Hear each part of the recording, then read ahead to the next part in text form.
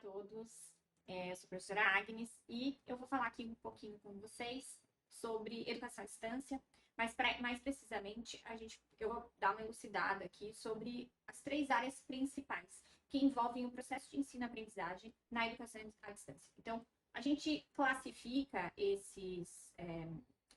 a gente classifica dentro do processo de ensino-aprendizagem, eu tenho uma classificação que seria os recursos utilizados dentro do processo de ensino-aprendizagem, as práticas e as pessoas envolvidas no processo de ensino-aprendizagem.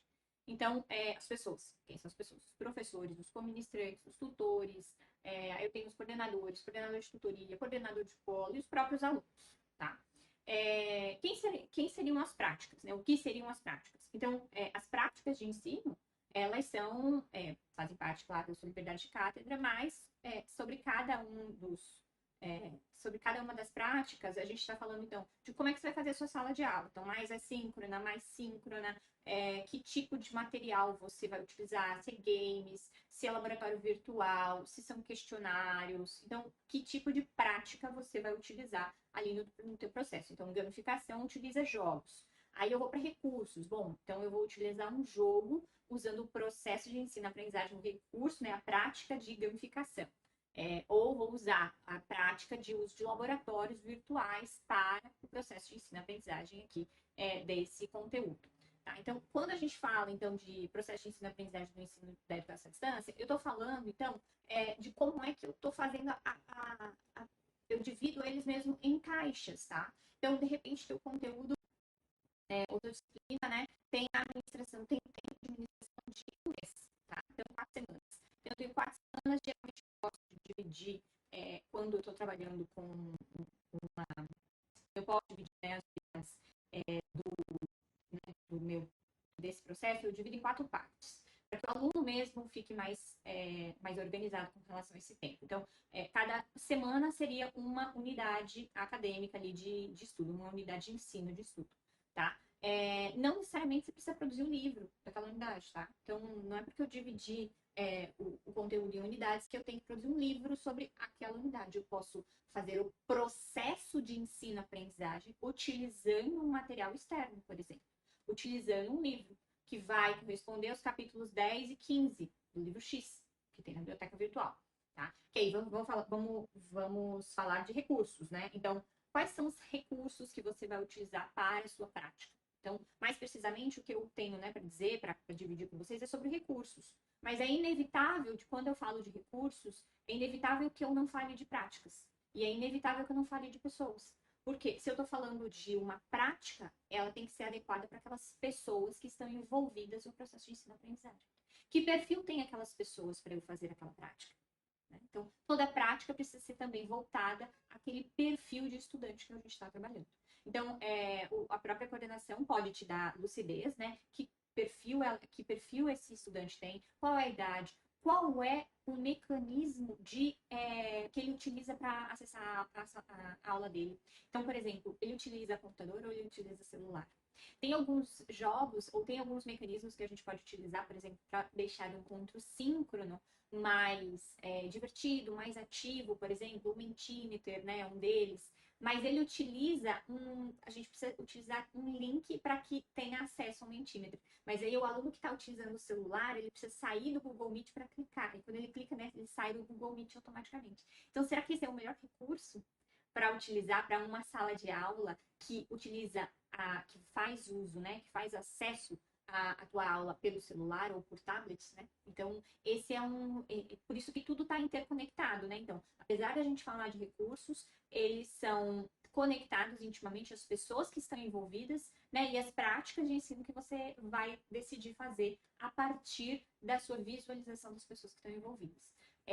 Então, por exemplo, bom, qual é outra prática muito utilizada, né? O que eu gosto bastante de utilizar dentro do ensino à distância? Eu gosto muito de trabalhar com sala de aula invertida. Então, a gente coloca o conteúdo assíncrono, né, no sistema, e aí depois vem com uma aula síncrona, já, né, saindo de um lugar mais mastigado para um lugar mais profundo, né? Então, eu gosto de pensar que cada uma das unidades a gente precisa dar pequenos mergulhos, né, para atingir aquele lugar profundo de conhecimento.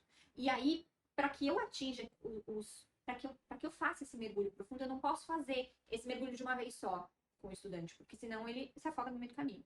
Eu preciso descer com ele aos poucos, né, nesse mergulho. Então, por exemplo, na unidade 1, eu posso ter vários conteúdos para abordar, e aí um último conteúdo geralmente a gente deixa para o lugar mais profundo do conhecimento ali que eu preciso atingir. Mas eu preciso, a cada um dos conteúdos, eu preciso fazer verificações se ele chegou até aquele ponto. Então, de repente, sua unidade 1 é dividida em 4 capítulos. Será que ele atingiu, sei lá, os primeiros 5 metros de profundidade que você propôs ali? Então, para a unidade 1, o capítulo 1, eu tinha ali a tarefa de ler um texto.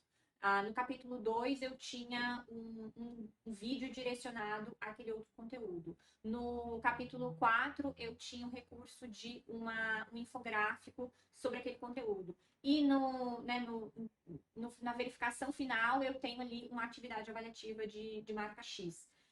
Aí eu chego na atividade avaliativa de marca X, com todo mundo tirando notas super baixas. Mas e aí? É o conteúdo que é difícil ou eu não fiz as verificações adequadas a cada um dos níveis que eu me propus a levar eles, né? Então, esses são questionamentos sobre a nossa prática que se utiliza de recursos para chegar nesses lugares profundos do conhecimento, né? Então, é interessante a gente conectar isso. Então, um dos grandes recursos que agora estão super em voga, né, são recursos autoinstrutivos, né? Então, são recursos que o próprio aluno consegue ali fazer o teu processo de ensino-aprendizagem, sem muito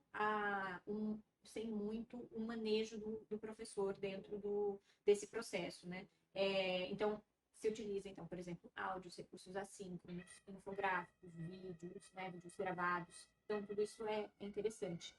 Nesses recursos, a gente também tem que pensar que quanto mais ativo é o recurso, então, por exemplo, e-books interativos, quanto mais interatividade a gente coloca nesses recursos, games, laboratórios virtuais, quanto mais interatividade a gente põe nesse recurso, melhor também será, então, o grau de atenção né, que o estudante vai ter aquele conteúdo, né? Então, é bom, né, é bom que a gente tenha isso de atenção, é bom que a gente tenha isso também dentro do nosso leque de opções quando decidirmos pelos recursos, né, e pelas práticas em sala de aula. Então, eu sei que há uma dor muito do lado de cá, né, do professor, quando se fala desses lugares profundos do conhecimento. Então, quer dizer, há uma dor em relação a, será que eu estou atingindo um lugar profundo do conhecimento da mesma maneira que eu atingo na sala de aula presencial? Há uma dor em relação a isso, eu tenho certeza, assim como dói em mim, dói em você. Mas será que a gente se utiliza de recursos adequados para chegar nesse lugar profundo de conhecimento? Né? Será que eu deixo claro ali na primeira semana de aula, ou no primeiro, de pronto, falando, olha, para você assistir essa aula, você precisa desse conhecimento. Para isso, então, eu indico essa playlist. Né? Tipo assim, nem comece aqui, porque essa playlist aqui você precisa assistir. Né? Ou será que eu deixo isso bem claro? Ou será que eu vou pegar o barco andando e falo, meu Deus, ninguém sabe nada, né? E porque em sala de aula, a gente, inevitavelmente, por mais que a gente até fale assim, não, eu começo pé na porta e tal.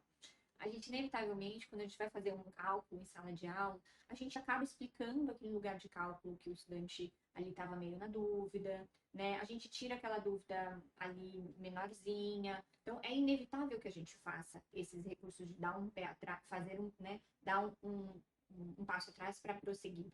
Mas, quando se fala de educação à distância, a gente não consegue dar esse passo atrás. E aí é que acontece, né, aquelas grandes dor de barriga, né, do estudante e do professor junto. Porque você começa já pensando assim, vamos, né, seguir em frente. Tenho só 4 semanas, né, tipo, vamos que atrás vem gente, e você vai, e aí o aluno não consegue acompanhar.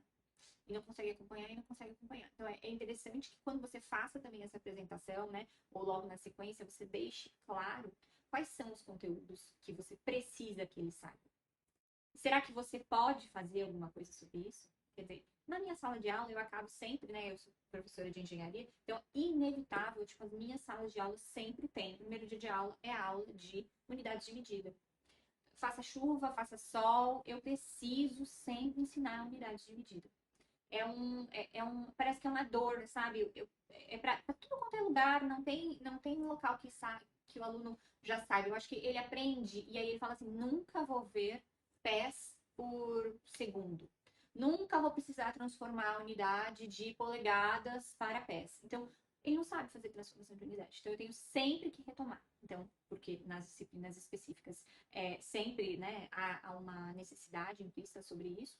E aí eu preciso sempre fazer essa retomada. E aí há muitos anos, eu decidi que o primeiro dia de aula das minhas disciplinas específicas seriam sobre unidades de medida. Apesar de que, dentro do meu conteúdo, não tem unidades de medida, mas é um conhecimento implícito, por exemplo, né, para estudo de tubulação, estudo de válvulas, bombas, enfim, para engenharia é inevitável que eu tenho. Então, esse aí é sempre um ponto de atenção, né, que você pode ter, e aí você pode também olhar e falar assim, bom, se eu preciso muito disso nesse conteúdo, então aqui, ó, uma aula assíncrona sobre isso, porque é essencial que ele esteja no mesmo pé que eu e que todo mundo aqui para ter esse conteúdo.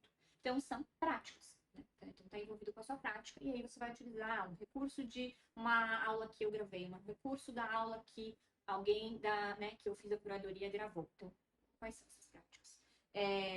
A história, né, de utilizar infográfico, materiais lúdicos, né, que é o que eu vou falar aqui mais com vocês, né, os recursos de materiais, eles são também excepcionais, né, para que a gente torne esse momento com o estudante mais rápido, mais efetivo. Então, um ponto de dor que nós temos, professores, então, é esse lugar de profundidade. E o ponto de atenção, né, e gatilho, né, que o estudante tem sobre o ensino à distância, é o tempo.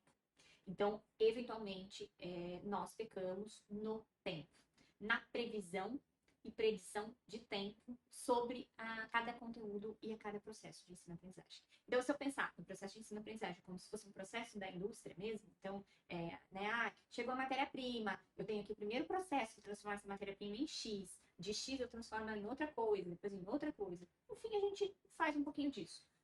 Dentro dessas caixinhas, há um tempo para o primeiro processamento, há um tempo para o segundo processamento, e aí no primeiro processamento, que seria a sua primeira unidade, você divide ela, né, em outros tempos. Será que essa previsão, ela está adequada para o tempo que o estudante leva? A previsão, ou você faz essa previsão também, outra coisa, né? Será que a gente faz essa previsão? Né? Então, essa adequação do tempo tá correta? Então, será que eu dou o tempo adequado para que ele faça a atividade? Será que eu acho que assim, ler um texto de 5 páginas leva 30 minutos? Será que leva 30 minutos? Será que um áudio, será que eu posso transformar esse texto de 5 páginas em um áudio? E aí eu consigo fazer isso dar mais celeridade ainda ao processo? Será que o recurso de áudio não é melhor do que colocar um texto? Será que eu posso colocar um texto, por exemplo, né? Se eu tenho um e-book interativo, será que eu não posso colocar o texto com o áudio? E aí eu faço isso muito mais dinâmico. Então hoje, né, tem um monte de gente, né, que faz a preferência de ler o texto junto com o audiobook, ou ler o e-book junto com o audiobook, para que você acompanhe, né? Eu por muito tempo fiz isso para aprender, para reforçar e aprender inglês. Então eu lia e escutava o áudio sobre aquele livro ao mesmo tempo. Então é um recurso bem legal, te coloca em 2 lugares de atenção, né? Já que eu estou utilizando um recurso visual como um recurso auditivo. Então a gente sabe que quanto mais sentidos a gente coloca dentro do recurso de ensino-aprendizagem, mais atenção a pessoa vai ter. E óbvio, o recurso visual ele é impactante, ele né, se você faz dele, né, um carro-chefe ali do teu ponto central, ele consegue causar grandes impactos aí no processo de ensino-aprendizagem. Tá? Então é isso que eu tinha para dividir com vocês aí, nesse passando né, desses recursos práticos e pessoas. Eu espero que esse encaixotamento aí de tudo tenha ficado claro. Vamos falar de recursos, mas tendo atenção, né, e o olhar para que esses recursos não fujam às suas práticas, que tem a ver com a sua liberdade de cátedra, né, a sua decisão, que tem a ver com essas pessoas que estão envolvidas no processo. Obviamente, a sua liberdade de cátedra, né, você é livre para fazer suas decisões, mas esse olhar para com aqueles envolvidos no processo, ele é importante e essencial para que esse processo aconteça e para que as frustrações e os, né, aquelas dores de barriga do semestre não aconteçam, tá bom? Até mais!